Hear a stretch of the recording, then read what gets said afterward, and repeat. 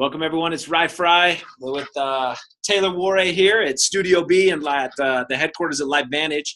We're excited to be with you. This is part 2 of that one thing with Taylor Worre. And, buddy, we're excited to be here. It's awesome. As always. Let's rock it out. Tons of energy. And he did get the memo.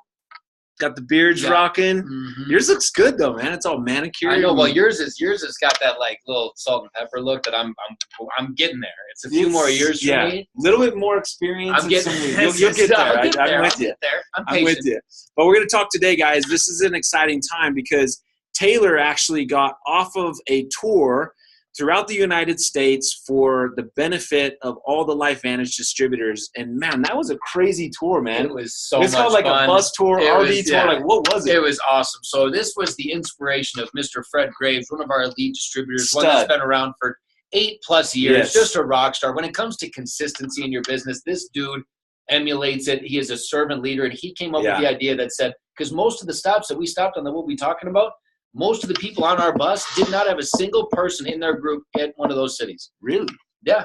It was Fred Graves said, you know what, as we enter into this exciting phase of momentum, as we enter into this exciting phase of growth where the electricity is the most, exciting it's been since 2016 at least. Right. We need to take advantage of this. So let's get out there as the elites. And that's what I love about this field is the field is always willing to do what needs to be done, to go out there to be able to be, again, servant leaders, truly, to go out there and provide value to this field that is just looking and wanting to soak up. That's what attracted me to this company as well. Like everyone, crossline, sideline, upline, you name it, are so down to getting us to this next level. And I think every leader is focused on that. Do you see that on the corporate side? I see it every day on the corporate side from the field leadership spot. We'll talk in the next series about, and the next video about, my role with the company. But ultimately, this RV tour. Yeah, tell me. It was, so I got on in Chicago.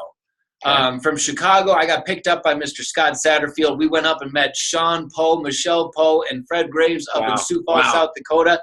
Had a powerful meeting up there with about 200 people or so. Blew the doors off of Sioux Falls. They got to take us around. And it was really exciting because not only are we just going to these cities and popping in for an hour to do a meeting, but in most circumstances, we're spending some time a day with these leaders. We're spending some hours going out to lunch and just hearing about their life, seeing their city.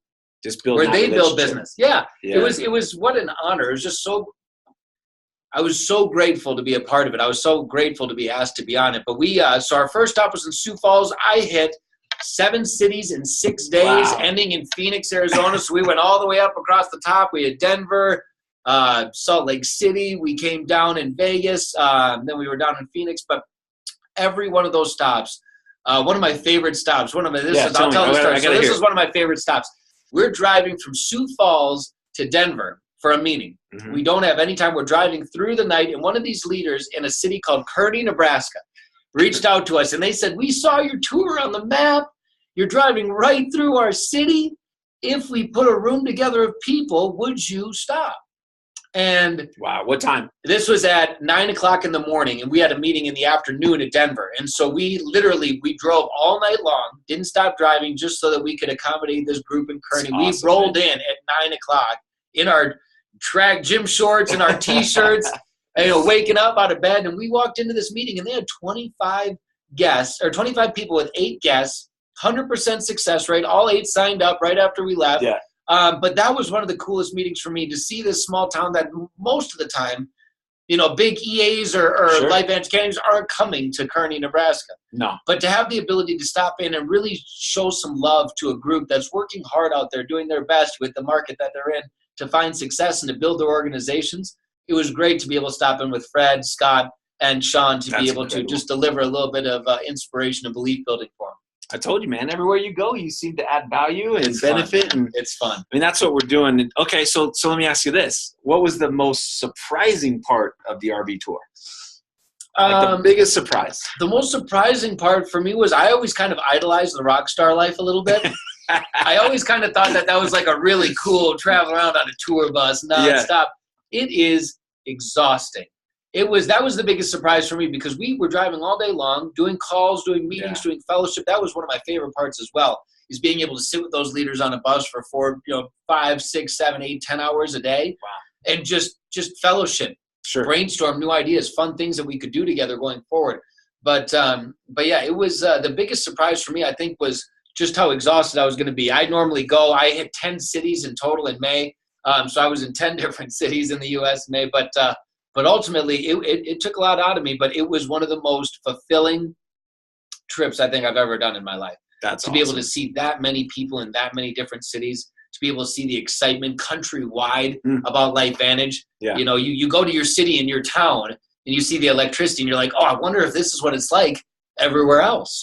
And for me, I got the opportunity to go to all those different cities and feel exactly that. Say, this isn't just us. This isn't just in Utah. This isn't just, you know, when I was back in Minnesota watching them grow out there. This is worldwide. Yeah. The electricity is being felt right now. So wow, it was exciting. Okay, I got one more question for you.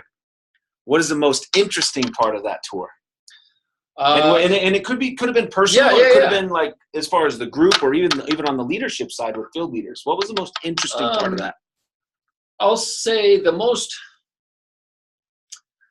I don't know if it's the most interesting part, but I think the biggest moving part for me. There was a lot of people that, you know, when I give my speech or when I'm talking about why I chose to come here and you know, again, my defining moments with my mother and my grandmother, to see the hundreds of people that I had come up to me after these meetings and tell me that their story resonated with them, that they were waiting for something like this, that they were on the cusp or on the edge for the last however many months or years, and that because of this talk, because of our interaction, because of the amazing wisdom that was being able to be brought to them by not only the field but by myself as well, that was a moving experience for me. That was something different that I haven't. You know, there's one thing when people just come up and you get done speaking on stage and they want to do the pictures and it's so exciting. But when people actually come up and share stories about specifically how your story moved them in a direction that could ultimately define the rest of their life, it's incredible. It was one of the biggest moving experiences I've had in a very long time. But for me, that was one of the most, if you want to call it, interesting moments for me. I think was the heartstrings that were pulled, the amount of people I was able to really connect with on a real level. Because I'm like this company, I'm about as transparent as it gets, and I don't shy away. I'm very blunt, and you know, I say things like they are a lot of the time. But to hear that resonate with people brought a lot of happiness to my heart. Love it, man. Thank you. That one thing with Taylor. So we'll be back with you with part 3, and I'm excited about our next conversation because it's going to be good. So thank you, everyone.